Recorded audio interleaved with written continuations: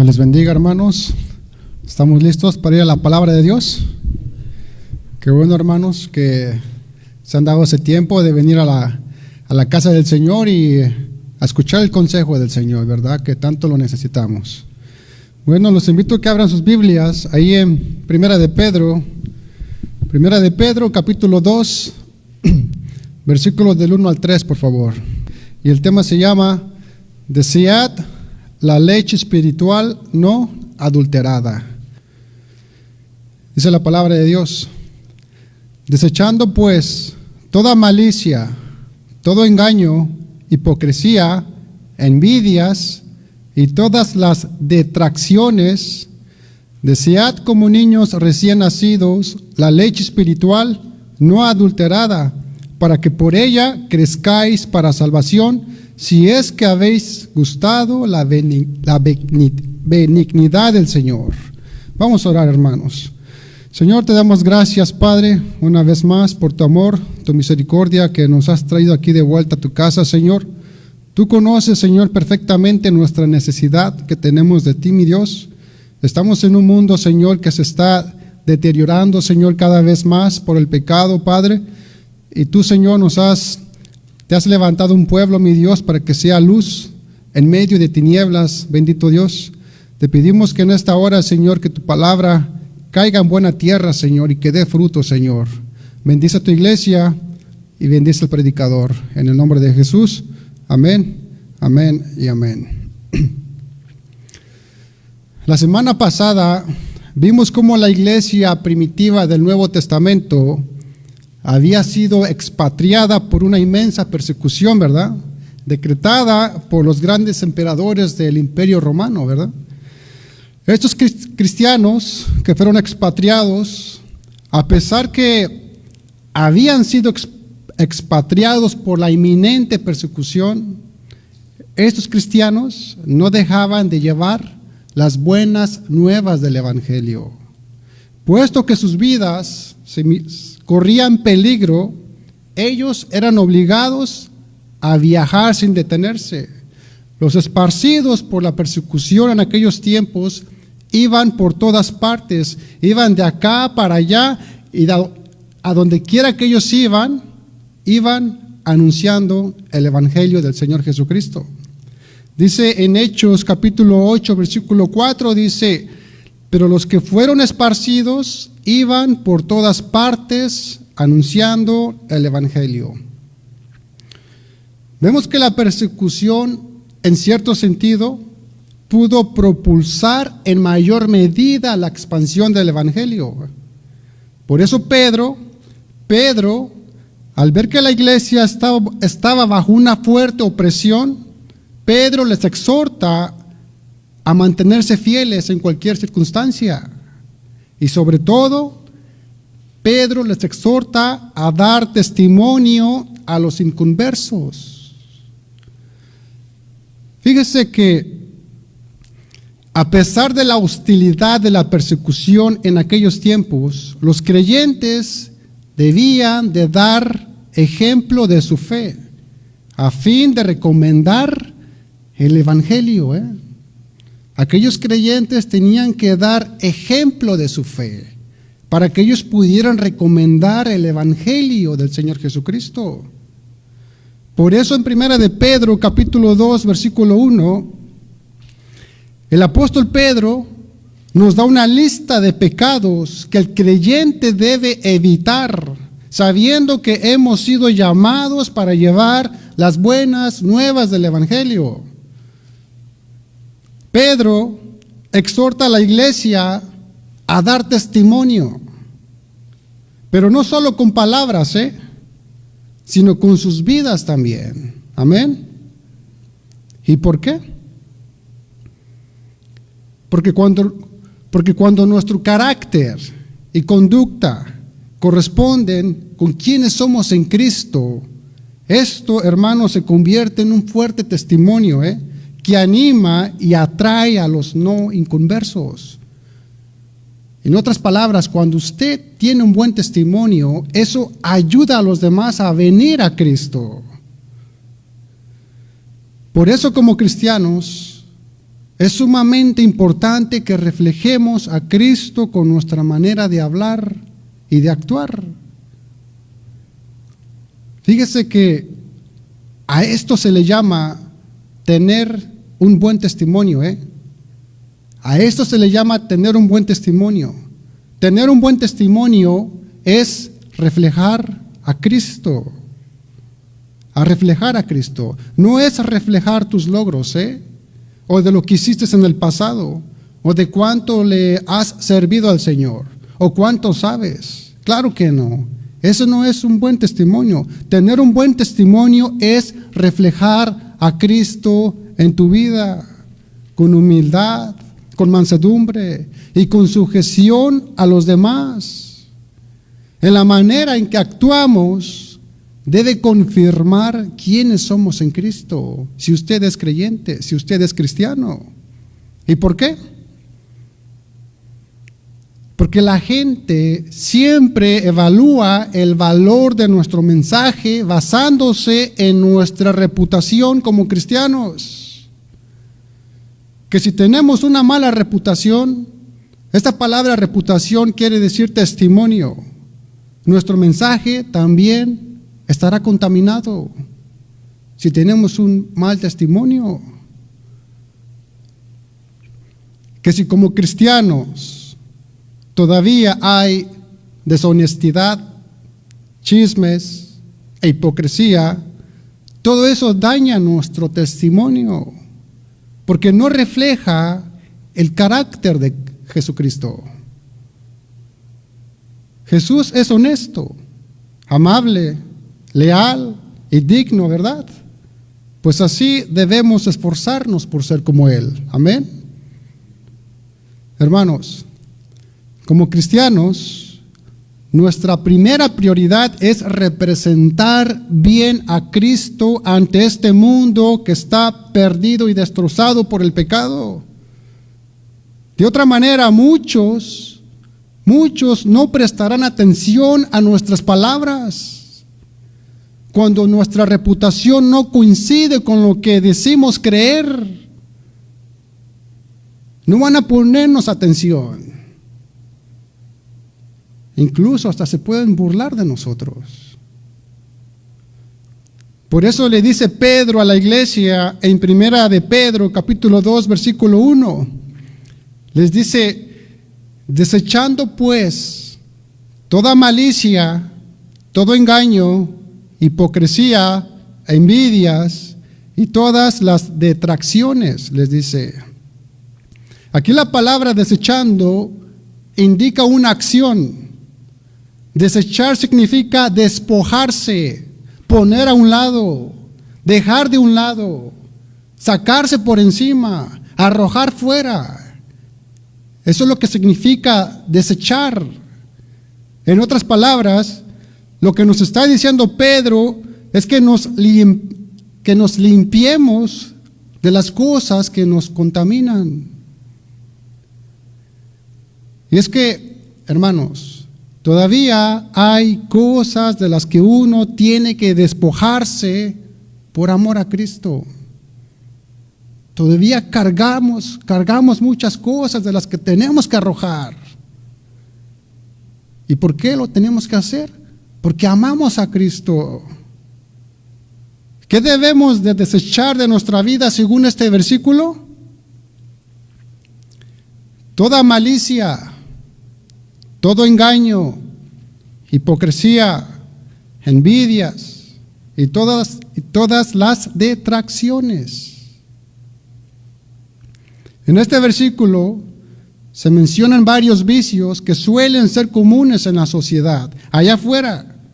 Pero si las dejamos y no ponemos atención en ellas, también pueden implantarse en la vida de los cristianos, Claro que sí. Por eso Pedro exhorta a la iglesia, porque sabe que la iglesia no está inmune de estas cosas. Pedro nos exhorta a romper con todo lo malo. ¿Y qué nos aconseja la palabra de Dios en 1 de Pedro 2:1? Desechando pues toda malicia, todo engaño, hipocresía, envidias y todas las detracciones. Vemos aquí 5 cosas que han de ser puestas de lado. Empezando por la malicia. La malicia es la inclinación a hacer mal al prójimo. La malicia implica maldad y astucia para hacer daño a los demás. Es hacer sufrir a otros. Esa es la malicia. Y fíjese que las consecuencias de la malicia son graves, son graves. Tanto para el que la practica como el que la recibe. Porque causa dolor y sufrimiento. La malicia puede destruir relaciones entre familias, relaciones entre hermanos en la fe, entre compañeros, entre amistades, etc. ¿Qué dice Efesios capítulo 4, versículo 31 al 32? Dice allí: quítense de vosotros toda amargura, enojo, ira, gritería y maledicencia y toda malicia. Antes sed benignos unos con otros, misericordiosos, perdonándonos unos a otros, como Dios también os perdonó a vosotros en Cristo. Amén. La palabra de Dios dice que los creyentes deben despojarse de toda malicia, porque no puede haber amor fraternal en nosotros mientras existan estas cosas malas en nuestro corazón. No lo puede haber. ¿Y cómo puedo saber si estoy actuando con malicia? ¿Cómo sé que estoy actuando con malicia? Hagámonos las siguientes preguntas. ¿Mis acciones están basadas en el amor y la compasión o en el egoísmo y la venganza? ¿Estoy tratando de hacer daño a alguien o ayudarlo? ¿Acaso mis acciones están motivadas por un deseo de controlar y manipular a otros? Son preguntas para reflexionar. Jesús, por el otro lado, nos muestra el camino a seguir para combatir la malicia. Él nos invita a vivir una vida de amor, de perdón y de compasión. Amén. Dice que también debemos de despojarnos del engaño. Del engaño. Engañar quiere decir dar la mentira con apariencia de verdad. Y siempre se engaña con el objetivo de lograr lo que uno quiere. Hermanos, la Biblia no deja duda de que Dios odia el engaño. ¿Qué dice Zacarías 8:17?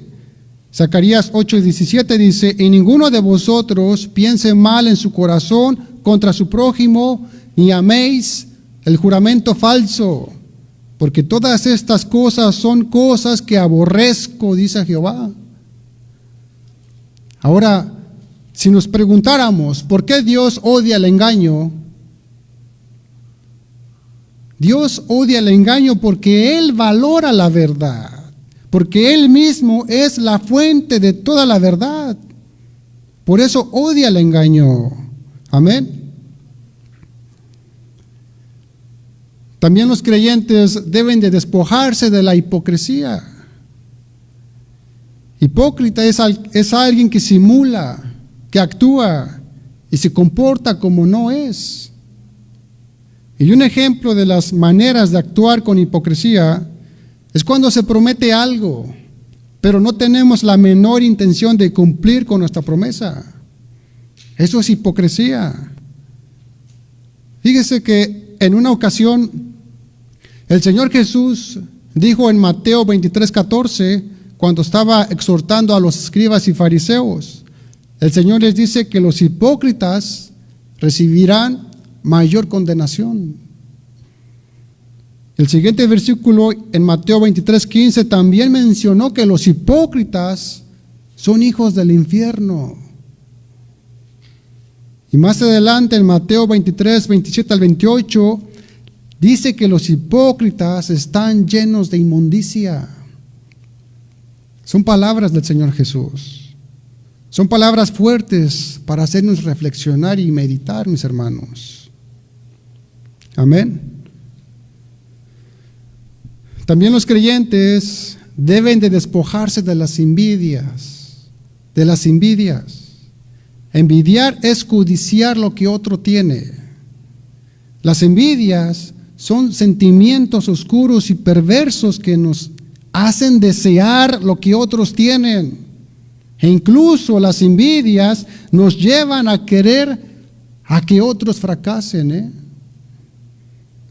Le desea uno lo peor a su prójimo. Hermanos, una persona envidiosa no tiene paz, no tendrá paz. ¿Y sabe qué? Terminará enferma. Enferma. Proverbios 14:30 lo dice. Dice, el corazón apacible es vida de la carne, mas la envidia es carcoma de los huesos, dice. Carcoma de los huesos. Amén. Y por último dice que también debemos de desechar todas las detracciones. Detracciones significa calumnias, difamación, murmuración. Detracción es el acto de hablar mal de otras personas. Es difundir rumores y chismes que pueden dañar la imagen del prójimo, de los demás. Eso es lo que significa detracciones. La recomendación que nos hace el apóstol Pedro en este versículo es muy clara. Él nos insta, nos anima a revisar nuestras actitudes y pensamientos. Que si queremos acercarnos a Dios de una forma genuina y honesta, que si queremos acercarnos a Dios, debemos desechar todo tipo de maldad que aún pueda haber en nuestros corazones. Amén. ¿Y cómo podemos hacerlo? La única manera de dejar estas cosas atrás es haciendo lo que nos dice en Primera de Pedro 2:2, el siguiente versículo. Acompáñenme a Primera de Pedro 2:2, por favor.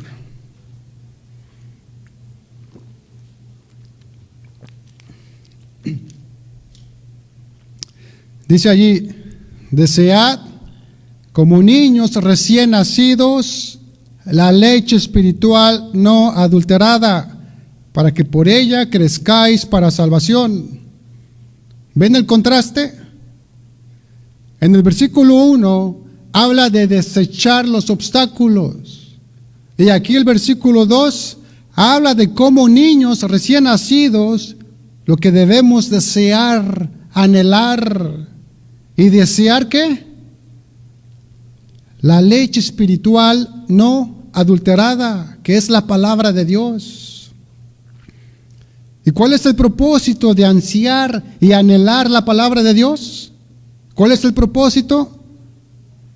Es para poder crecer, para que podamos crecer. Dice, para que por ella crezcáis para salvación.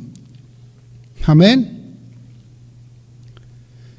Hermanos, sin un apetito por la palabra de Dios, usted nunca va a crecer en la gracia y el conocimiento de Cristo, Nunca se va a desarrollar como creyente. Siempre estará en un estado de infancia, sin un apetito por la leche espiritual.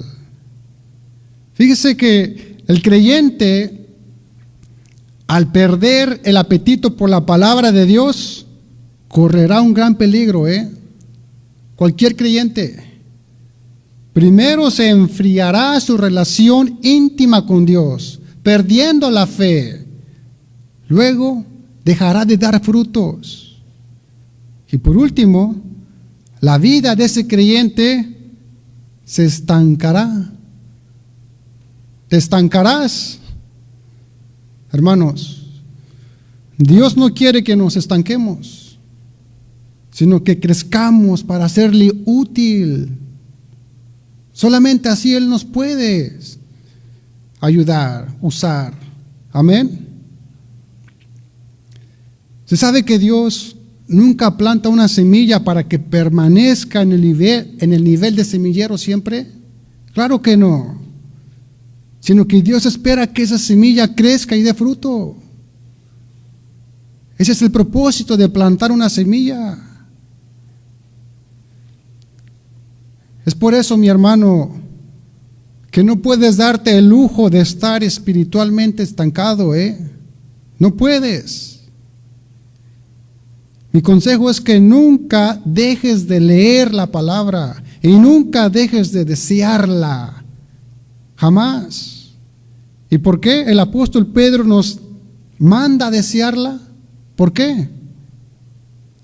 Porque el que no desea la Biblia no va a leerla. El que no desea la Biblia no va a meditar en ella y no va a obedecerla.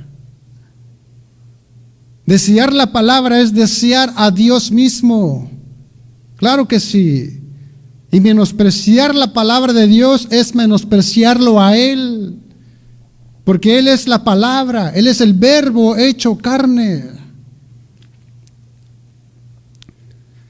El apóstol Pedro en este versículo nos invita a desear como niños recién nacidos la leche espiritual no adulterada. Ahora, la figura del bebé es muy adecuada para describir la actitud que se espera de los hijos de Dios, ¿Ustedes han escuchado llorar a un niño? Los que tenemos niños. Y más cuando piden leche, ¿verdad? ¿Verdad que un bebé no para de llorar hasta que la mamá le suministre su leche? Pues de igual forma, la Biblia dice que nosotros debemos desear la palabra de Dios como un niño desea la leche. Eso es lo que dice la palabra de Dios. Así como el bebé se aferra con ansia al biberón, pues así el creyente debe ansiar el alimento que es la palabra de Dios. Fíjese que cuando los niños tienen hambre, solo desean su leche y nada más. No les interesa el color de sus ropas, no les importa el color de la cuna. Cuando tienen hambre, no les interesan los juguetes, ni las canciones, ni ninguna otra cosa, solo su leche, su biberón. Ahora, ¿usted anhela la palabra de Dios de la misma manera de como un niño desea la leche? Hermanos, cada vez que veamos un bebé llorando porque necesita la leche materna, hemos de recordar de que cada hijo de Dios debe desear con todo su ser el alimento de la Biblia de igual manera. Amén. Pero últimamente parece que menospreciamos la palabra de Dios. ¿Por qué será? Hermanos, nuestra vida espiritual la demanda y nuestra salud espiritual depende de ella. De la palabra de Dios, que si usted quiere crecer espiritualmente, tiene que volver a aquel sencillo apetito de un niño recién nacido y desear solo una cosa, la leche espiritual, la palabra de Dios. Ponga a un lado todo lo demás, deje a un lado la malicia, deje a un lado todo lo engañoso, deje a un lado la hipocresía, toda envidia de otras personas y deje a un lado el hablar mal de otros. Despójese de todas estas cosas y concéntrese solo en una, en alimentarse de la Biblia y desearla tanto así como un niño desea su leche. Amén. Pero no cualquiera leche, porque leches hay muchas. Dicha leche debe ser pura, no adulterada. Pura, mis hermanos. Fíjese que la palabra adulterada en el griego es adolos, que literalmente significa sin engaño, puro, no adulterado. Y es que, hermanos, a lo largo de la historia de la iglesia han surgido diversas formas de cómo adulterar la palabra de Dios, que han distorsionado la verdad del Evangelio. Y una forma de adulterar la palabra de Dios se encuentra ahí en 2 Corintios capítulo 2, versículo 17. Acompáñame ahí a 2 Corintios capítulo 2, 17.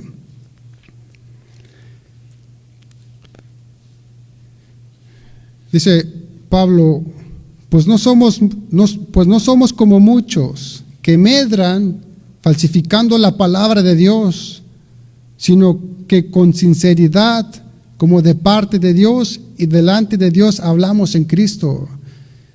Dice, no somos como muchos que medran falsificando la palabra de Dios. Esta palabra medran quiere decir comerciar, traficar, negociar por lucro, por negocio. Fíjese, hermanos, tristemente hoy hay muchos que comercian con la palabra de Dios. Los adúlteros aprovechan de los niños, de los que no leen la palabra de Dios, y por ignorancia son engañados por esos lobos que medran la palabra de Dios. Por eso dice Efesios 4:14, dice, para que ya no seamos niños fluctuantes, llevados por doquiera de todo viento de doctrina, por estratagema de hombres que para engañar emplean con astucia las artimañas del error. Hermanos, todo aquel que es engañado, a veces es porque se contenta con la mentira, es porque no anhela la leche pura. No desea la leche espiritual no adulterada. Se deja engañar, le gusta estar ahí. Fíjese que todas esas enseñanzas adúlteras a menudo prometen soluciones fáciles o bendiciones sin esfuerzo. Y ya alguien que sigue esas enseñanzas adúlteras, tarde o temprano se encontrará con dificultades para crecer espiritualmente. Tarde o temprano tendrán falsas expectativas y desilusiones en su caminar cristiano. Hermano, la doctrina falsa que no tiene base en la palabra de Dios nos puede desviar de la verdad y del camino de Cristo. Y que si nos paramos en esas falsas doctrinas, definitivamente nos vamos a desviar del camino. Esa es la intención del enemigo. O nos vamos a estancar espiritualmente. Hoy hay muchas doctrinas erróneas que el hombre las implementa como si fueran verdades, ¿verdad? Tengamos cuidado, hermanos, tengamos cuidado. Por eso es importante que seamos instruidos en la palabra, para que nuestra fe esté bien cimentada y no seamos desviados fácilmente hacia otras doctrinas que no sean bíblicas. Primera de Juan, capítulo 4, versículo 1, dice que probemos los espíritus. ¿Qué dice ahí en Primera de Juan 4, 1? Dice, amados, no creáis a todo espíritu, sino probad los espíritus si son de Dios, porque muchos falsos profetas han salido por el mundo. Es verdad que nosotros no podemos ver los espíritus, pero sí podemos distinguirlos, sí podemos probarlos. ¿Y cómo? ¿Cómo lo hacemos? Por las enseñanzas que se están dando desde el púlpito. Cada enseñanza debe ser verificada a la luz de la palabra. Que si no hay contenido bíblico, pues no va a ser de provecho para nuestro crecimiento espiritual. Amén. La Biblia dice que el predicador que es conforme a Dios solo predica la palabra y enseña solo la Escritura. No enseña otra cosa más que la palabra de Dios. Primera de Tesalonicenses 2:4 dice, sino que según fuimos aprobados por Dios para que se nos confiase el Evangelio. Así hablamos, no como para agradar a los hombres, sino a Dios que prueba nuestros corazones.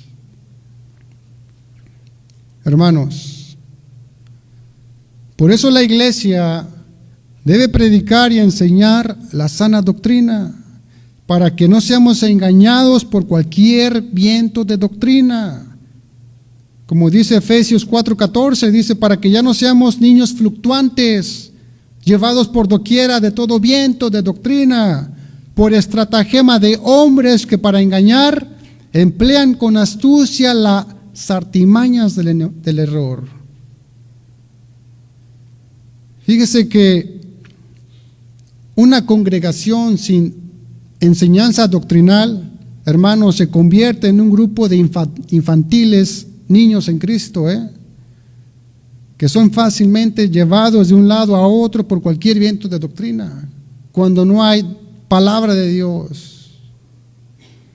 Así que, hermanos, cualquier predicación sin contenido bíblico no sirve más que para entretener a los creyentes, pero no para edificar y consolidar sus vidas. Amén. Hermano, ¿se sabe que hay una urgencia de predicar la sana doctrina? Claro que sí, porque llegará el momento en que la gente no soportará más la sana doctrina, no querrá más oír las palabras de Dios, porque llegará el momento en que la gente no soportará la exhortación de la palabra de Dios, tendrá el deseo de oír cosas nuevas, cosas diferentes, pero no la sana doctrina. Muchos quieren ver eventos, alabanza en vivo, pero no la palabra de Dios. En 2 Timoteo 4:3-4 dice, porque vendrá tiempo cuando no sufrirán la sana doctrina, sino que teniendo comezón de oír, se amontonarán maestros conforme a sus propias concupiscencias y apartarán de la verdad el oído y se volverán a las fábulas, dice. Dice la Biblia que vendrán tiempos cuando no sufrirán la sana doctrina. Sufrir quiere decir que no soportarán la sana doctrina, no soportarán la palabra de Dios, que no les gustarán los mandamientos y principios bíblicos, les parecerán exagerados, injustos y anticuados. Y es que la sana doctrina, hermanos, no se soporta por parte de quienes no la quieren vivir. Hay gente que no quiere vivir la sana doctrina. Por eso, al transcurrir el tiempo, la sana doctrina tendrá cada vez menos seguidores y menos predicadores que la prediquen. ¿Y por qué? Porque la sana doctrina desecha las fábulas, los cuentos milagrosos que son engañosos, desecha las manifestaciones y cuestiones proféticas engañosas que están fuera de los conceptos bíblicos. Por eso la gente perderá el interés por la sana doctrina. Querrán oír solo lo que la gente quiere escuchar, pero no soportarán más la sana doctrina, la palabra de Dios. Por eso es muy importante predicar la palabra de Dios y hacerlo con urgencia antes que la gente deje la verdad del Evangelio y se vuelvan a las fábulas, a los cuentos, al entretenimiento. Hoy en la actualidad hay cristianos que son cristianos a su propio modo y y a su propio estilo, que no aguantan y no soportan la buena enseñanza cuando se les predica. ¿Y por qué? Porque la buena doctrina siempre te exigirá un cambio de corazón, un cambio de mente. Por eso prefieren las fábulas y las palabras cómodas que les endulcen el oído y que los hechicen con falsas doctrinas. Les dice Pablo a los tesalonicenses en 2 de Tesalonicenses 2, capítulo 2, versículo 15, les dice que retengan la doctrina que han aprendido y desechen todo lo que no tenga fundamento bíblico. 2 de Tesalonicenses capítulo 2, versículo 15 dice: así que, hermanos, estad firmes y retened la doctrina que habéis aprendido, sea por palabra o por carta nuestra. Muchos han de decir: ¿sabe qué, hermano? Yo estoy firme en la doctrina que he aprendido. Pero, ¿será que la doctrina que has aprendido es la verdadera? Hermanos, solo hay una sola doctrina verdadera, y es la doctrina de los apóstoles. La iglesia primitiva perseveraba en la doctrina de los apóstoles. Hechos 2:42 dice: y perseveraban en la doctrina de los apóstoles, en la comunión unos con otros, en el partimiento del pan y en las oraciones. Hermanos, la doctrina de los apóstoles es la base de la predicación del evangelio. Y la persona que rechace la enseñanza de los apóstoles está en realidad rechazando a Cristo y al Padre. Porque es imposible predicar a Cristo sin predicar la sana doctrina. Amén. Puede ponerse de pie, por favor, hermano. Primera de Pedro, capítulo 2, versículos del 1 al 2, por favor. Dice allí: desechando pues toda malicia, todo engaño, hipocresía, envidias y todas las detracciones, desead como niños recién nacidos la leche espiritual no adulterada, para que por ella crezcáis para salvación. Sabemos que un niño recién nacido, para crecer, primero tiene que ser alimentado, ¿verdad? Y no hay nada mejor que la leche materna, que le provee los anticuerpos necesarios para prevenir enfermedades, ¿verdad? Pues asimismo, hermanos, el cristiano necesita de la leche espiritual no adulterada para crecer sano y robusto. Hermanos, la leche, que es la palabra de Dios, posee los anticuerpos que necesitamos para no vivir débil o enfermo. Así como la leche materna es el mejor alimento para el crecimiento del bebé, exactamente lo mismo hace la leche espiritual en el creyente.